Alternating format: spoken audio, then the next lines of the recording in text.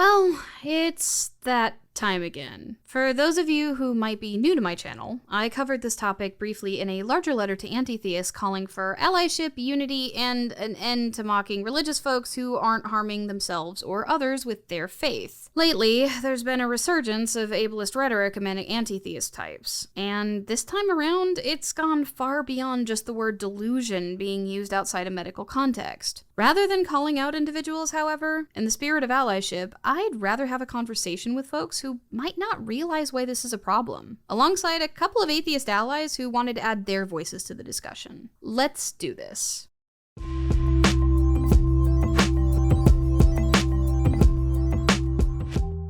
Kairete! Big thank you to Carpathia of Lilim for her amazing birthday gift, this adorable Athena mug. And to Ikeda Hakubi for picking up 3 books on textiles and Greek religion for my upcoming series on the topic, the one that you all told me in my last live stream that you absolutely want me to make. It means a ton to me that you all are so willing to support the channel and even recognize my birthday, which historically has not been the easiest thing for me due to the way that I was raised. So thank you guys so much. It means a ton to me. In order to set up this particular discussion, we need to define a couple of terms. Let's start with humanism, which is a shortened version of the term secular humanism. According to the intergovernmental nonprofit Humanists International, humanism is a democratic and ethical life stance that affirms that human beings have the right and the responsibility to give meaning and shape to their own lives. Humanism stands for the building of a more humane society through an ethics based on human and other natural values in a spirit of reason and free inquiry through human capabilities. Humanism itself is not theistic, and it does not accept supernatural views of reality. A humanist bases their understanding of the world on reason and the scientific method, rejecting supernatural or divine beliefs as bad explanations or ill-formed ideas. A humanist bases their ethical decisions again on reason, with the input of empathy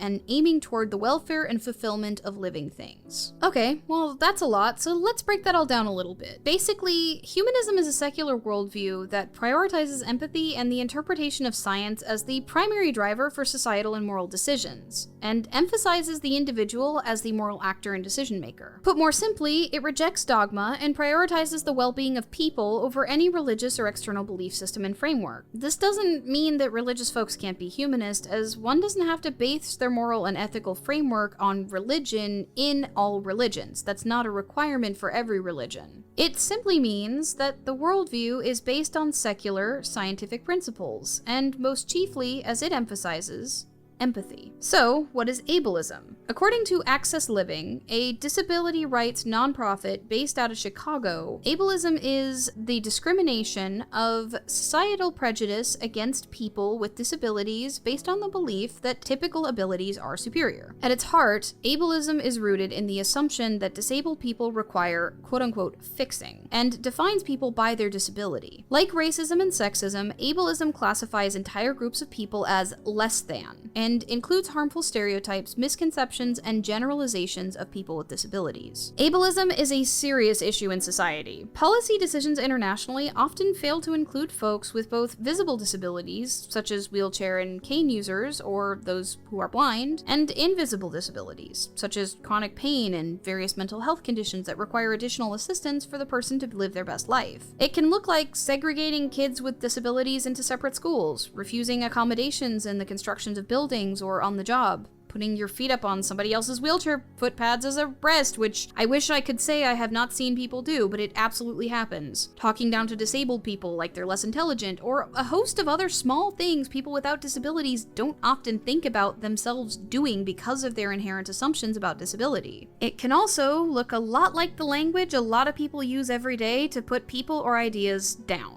What do I mean by this? Let's take a look at a couple of common examples. OCD is a debilitating anxiety disorder characterized primarily by obsessive intrusive thoughts on a particular subject that can overtake the person's ability to think at any given time on a given day. Many folks with the condition attempt to calm these thoughts with repetitive patterns and rituals. These can range from speech patterns, repetitive hand washing, to checking the stove several times to make sure they didn't leave it on before work. This is a slight oversimplification, like all the things that I'm going to be talking about about in this video, there's complexity to it, but for the purpose of brevity, it's a serious diagnosis that requires treatment and accommodations to deal with on a daily basis for other people. So, how do you think someone with the condition feels when you say, "I'm so OCD," because you need to straighten a painting on a wall, or are particular with how clean your counters are? Does that experience come anywhere close to what I just described regarding what OCD is? Or does it trivialize their experience and turn said experiences into a pejorative or a joke?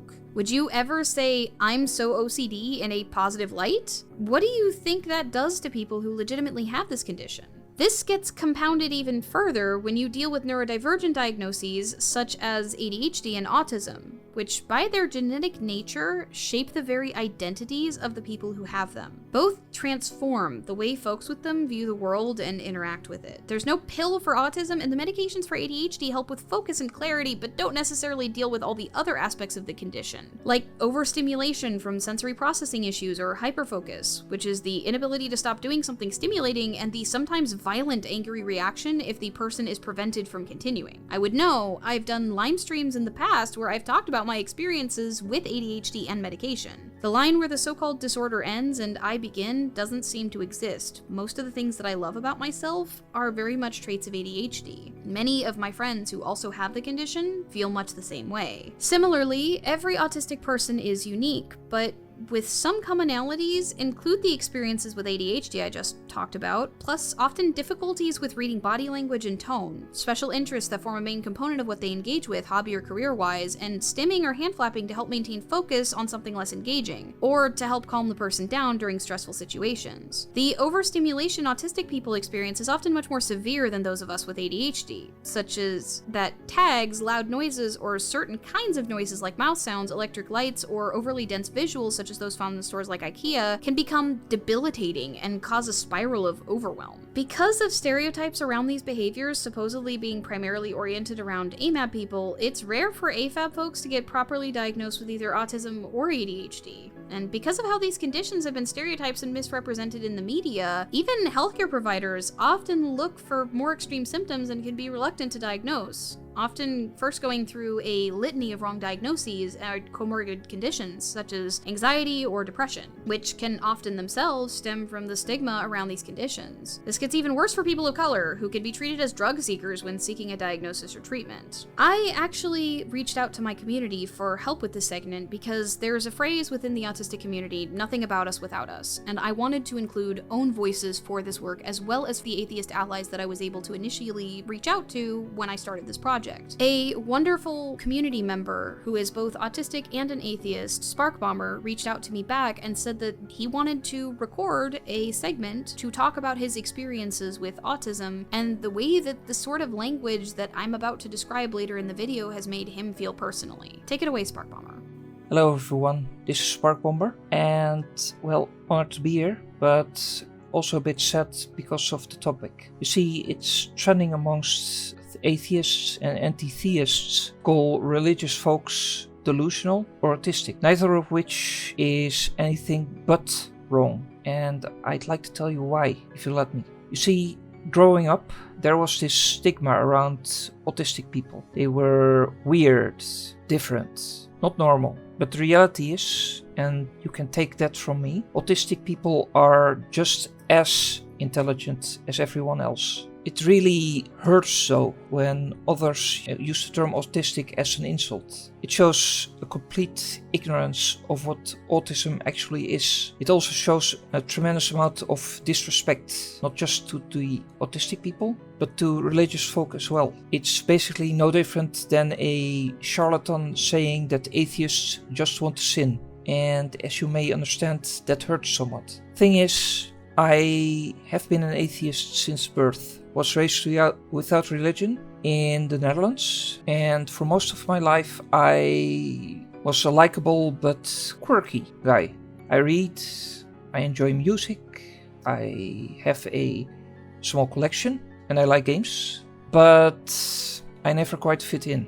Till 3 years ago, when I got the diagnosis of autism spectrum disorder, scoring high in the Asperger's side of it. What I learned then is that autism is not at all what I thought it would be. essentially, autism means that your brain is as powerful or as weak or whatever as everyone else, but it's mapped differently. It's just that information takes a few different pathways. Might get there slower, might take a left turn instead of a right, but it gets there. I also had the notion that all religions were like the worst of the Abrahamic faiths. Yeah, like you, I've seen a lot of the bad side of that. But not all people who have a faith are like that. They are good, intelligent people as well, just living their lives in this world as we are. And it hurts a lot when you not only insult them, but also use autism to call them evil, moronic, whatever. Please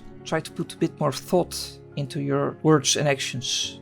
Don't fly on gut feelings, please. A little bit of consideration, a little bit of kindness, that's all that you need to give. And to see a better world, you need to consider it as well. Ciao. Thank you so much, Spark Bomber. I really appreciate getting to hear and share your experiences with a wider audience. Anybody who is on the spectrum, please let me know in the comments, and him know in the comments, if you related to anything that he said, or if you'd like to add your own stories and your own voices. I want this to be an educational experience for everybody, and maybe folks, if they hear more of these stories, might be more willing to consider why the words they use can be so harmful. When autistic is used colloquially as a synonym for stupid, due to the conflation of the difficulty some autistic people have with expressing themselves verbally or interpreting nonverbal and tonal cues, it furthers the already monumental stigma that they deal with just for the way they experience the world differently. Similarly, when it's used to mean obsessive or nerdy in a derogatory sense due to conflations around special interest and hyperfocus, it layers shame onto people for simply being who they are and enjoying what they enjoy. Imagine how much more difficult it is to say I'm autistic to someone you just met if "how autistic are you" was used earlier in that day to put someone down for explaining in detail or for being really interested in something they love. How would you feel if who you were was leveraged as an insult? You know what? Don't just take my word for it as a dirty pagan, though. My friend Godless Cranium is also here to talk about their experience as a caregiver for folks who need assistance. Take it away, GC. Thank you very much, Aliakai. I wanted to talk about this from a more personal standpoint. As some of you may know, I work with the deafblind. I've also worked with teens, people with acquired brain injuries, and those who are differently abled in other ways. And I think this gives me a somewhat different perspective on ableism and its possible ramifications. Unfortunately, a lot of people aren't aware of who else may be listening to their conversation. Perhaps you're in a coffee shop, retail outlet, or typing a response on that hell site, twitter.com. In all of those cases, you might be thinking that you're only responding to one person, but in reality, you're likely surrounded by people, some of whom may be disabled. In my opinion, the saying, "sticks and stones will break your bones, but words will never hurt me," did a grave injustice to children and people everywhere. Words definitely can hurt people, and unless you want to ignore human psychology and how our brain works, words definitely have power. When you call someone crazy or autistic or another ableist slur, someone living with those issues may be listening to you, and it may make them feel small, insignificant, or powerless. I've seen firsthand how some of my clients will wince when someone calls another person stupid. They too have had to endure being called stupid, sometimes for their entire lives. And although the slur may not be directed right at them, they do have empathy. It also may remind them of all the times they were treated poorly by able-bodied people, which in turn could cause them to relive one or more of those traumatic experiences. I'd like you to consider this. Taking those words out of your lexicon is a very small thing. It takes very little effort. But it's a very big deal to those who may be unintentionally impacted by the words you choose. One way of doing this is just saying what you mean, instead of using a slur or insult as a stand-in. On a cosmic scale, we live for a fraction of a blink of an eye. Why make that life harder for someone when it's so easily avoidable?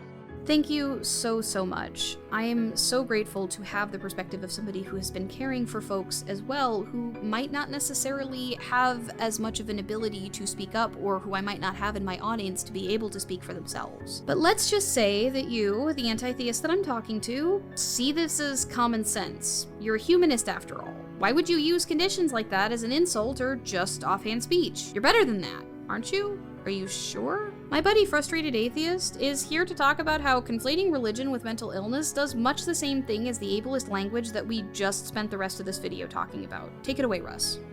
So before I start, I must give out a trigger warning because we will be talking about child abuse and mental health issues. I know some people may not have the spoons for this, and I'm not sure how long my segment is, but we'll put the link on the screen now. So fast forward that long and go to the next part. Gonna give you about 10 seconds to get there.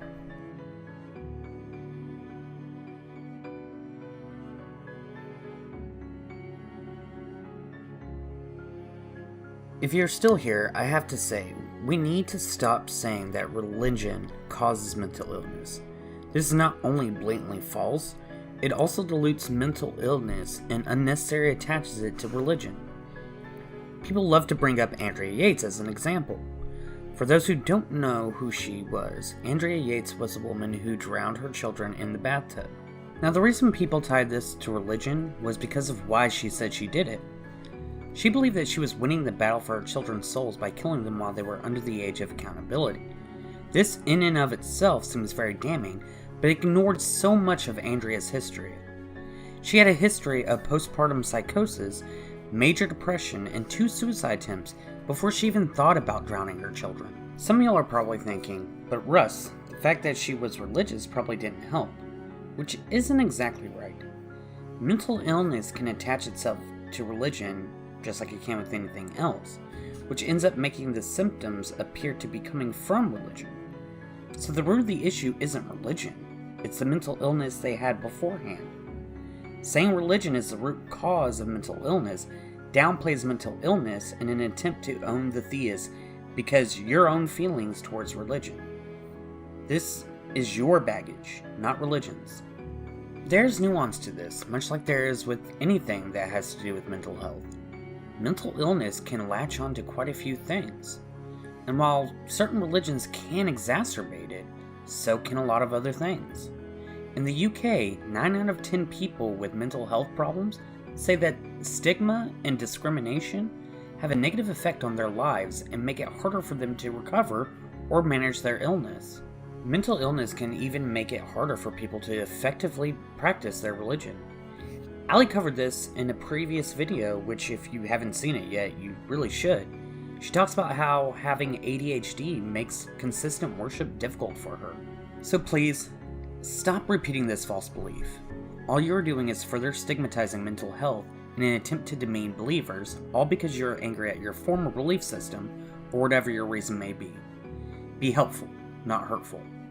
Thank you so much, Russ. Russ and I have had so many conversations on this topic, and his perspective is incredibly important in this conversation. If you call somebody delusional for a religious belief, like the example I gave in my open letter to anti-theism, you're using a medical term that specifically describes a debilitating symptom as an insult for a belief that someone holds. Delusions have a very specific meaning in the DSM-5, having to do with both the persistence of the belief and the specific detriment that it causes to a person's life. Cue angry replies in the comments about the slippery slope fallacy. I already covered that in my previous video, we're not going there. People can have religious delusions, but religion itself is not a delusion. Not every belief that you might regard as false is a delusion. It might just be a false belief. And again, you don't know whether these beliefs are false or not, because as many anti-theists will admit, the existence of most forms of divinity that are not logically incoherent is unfalsifiable. So you don't know if it's a false belief or not. And for people who suffer from conditions like schizophrenia or drug-induced psychosis, calling someone psychotic, delusional, or mentally ill for simply having a belief in one religion or another both turns their experiences into a pejorative and continues the pattern of both stigmatizing and trivializing their very real struggles. People with schizoaffective disorders and other delusion-bearing disorders are often mischaracterized in the media as being violent extremists that are incredibly dangerous. Do you really want to contribute to that just to own a religious person? Does any of this sound rational, based in science, or empathetic to you? Because where I'm sitting, this type of rhetoric seems like the opposite of humanism. What do I know? I'm just a dirty pagan who has to deal with it on a daily basis in my comments, on Twitter, and even on occasion in real life when someone gets a bug up their butt about my faith. There are better ways to fight with people if you feel you must, without leaving folks with DSM diagnoses metaphorically bleeding out as collateral damage. I feel like we as a community can do better, and I still feel, like I did in my open letter, like atheists and pagans, especially, are better off as allies, fighting for a better world because we want many of the same things. This dividing line and this insistence on miscategorizing us as being mentally ill or delusional, this insistence of using people's real painful experiences and identities as fodder and ammo for this war that you have on religion. It hurts them, it hurts us, but you also might not realize it hurts you too, because you're depriving yourself of an entire group of people who would be willing to fight alongside you potentially for a better world. Think about that. Thank you so much for sticking through that. If you're new here, overstimulate the subscribe button and break the likes concentration on its favorite game. Drop down into the comments and tell me about your experiences with this kind of marginalization, regardless of what your diagnosis is. Or make it clear you didn't watch the video by arguing with me about how it's all for the greater good because all religion is evil and insert slippery slope fallacy here and everybody's irrational and woo and blah, blah, blah. Yeah, I've all heard it before. You guys have blew my comments up after my last video. Like, I get it. I've heard it before. You're not original. Just, thank you for the engagement. Special thanks to my patrons as well. I know that things have been really hard on you all, and I know that especially with the economy opening back up, a lot of people are going on vacation, money's really tight, but I was able to take last week off in part because I knew for a fact that your contributions coming in for the other videos that I made would help tide me over. And I had a big medical emergency, and my money that I made from this channel went to paying for about half of the veterinary bills for the rat that passed away last week, which is the reason why this video is a week late. I thank you guys so much for your patience with me, for your willingness to continue to support me through all of this. May the cycle of reciprocity between us ever remain positive. And remember, we're stronger together.